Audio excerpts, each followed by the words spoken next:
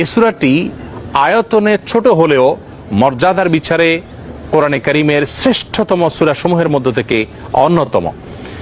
নবী করিম সাল্লাল্লাহু আলাইহি সাল্লাম এক হাদিসে বলেছেন, ইন্নাহা লাতা'দিলু সুলসাল কোরআন, নিশ্চয়ই সূরা ইখলাস এটি মর্যাদার বিচারে এবং সওয়াবের দিক থেকে কোরআন কারীমের 1/3 বা 1/3 সমতুল্য।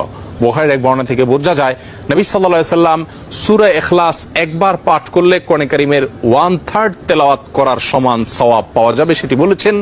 এর উপর ভিত্তি করে অনেক উলামা ইকরাম বলেছেন, 3 বার যদি কেউ কুল হুয়াল্লাহ সূরা বা সূরা ইখলাস পাঠ করে তাহলে আল্লাহ রাব্বুল আলামিন তাকে গোটা কোরআন একবার পড়ে শেষ করার সমান সওয়াব দান করবেন। অন্য আরেকটি হাদিসে বর্ণিত হয়েছে, এক ব্যক্তি সূরা ইখলাস পাঠ করেছেন, নবী সাল্লাল্লাহু আলাইহি ওয়াসাল্লাম সে শুনতে পেয়ে তিনি বলেছেন ওয়াজাবাত, অর্থাৎ তার জন্য ওয়াজিব হয়ে গেছে।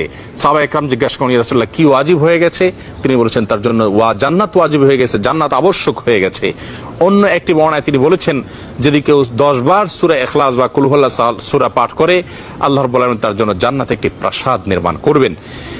মসজিদে কুবার একজন ইমাম নিযুক্ত ছিলেন, যিনি প্রতি রাকাত ফরজ নামাজে সূরা ফাতিহা পাঠ করার পর যখন অন্য সূরা মেলানোর অপশন আসে তিনি প্রথমে সূরা ইখলাস পাঠ করেন, এরপর অন্য সূরা পড়েন। সাহাবা ইকরাম এবং সেই মসজিদের মুসল্লিরা নবী সাল্লাল্লাহু আলাইহি ওয়াসাল্লামের বিষয়টি উত্থাপন করলেন এবং তারা জানতে চাইলেন কেন তিনি এমনটি করেন। সূরা ইখলাস এটি তো প্রত্যেক রাকাতে পড়াটা বাধ্যতামূলক নয়, সূরা ফাতিহার পর তিনি নিয়মিত এটি কেন করেন?